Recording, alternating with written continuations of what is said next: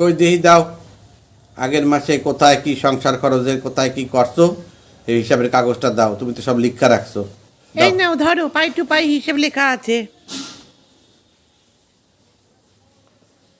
এক ভজা কো খ হ 1500 টাকা, কাঁচা বাদাম 800 টাকা, মাইয়ার টিফিন 200 টাকা, আবার ভজা কো খ হ 3000 টাকা, আবারও ভজা কো খ হ 800 টাকা, শাড়ি 2500 টাকা। আবার কিনছো এই মাসে শাড়ি? হ্যাঁ, একটা শাড়ি তো কিনেছি আমার গো। না সত্যি পয়সাগুলার একেবারে শ্রাদ্ধ করতে আছো।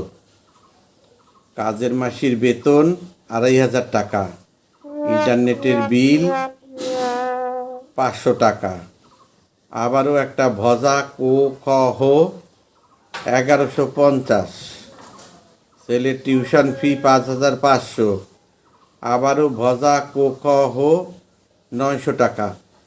আচ্ছা কও দেহি এই ভজা কো খ হ এর মানে কি? একই লেখছো তুমি? ভজা কো খ হ মানে ভগবান জানে কোথায় খরচ হয়েছে, বুঝেছো?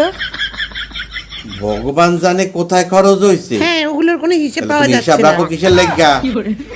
এম এস দিয়ে আর কোনো হিসাব তোমার রাখা লাগবে না, তোমরা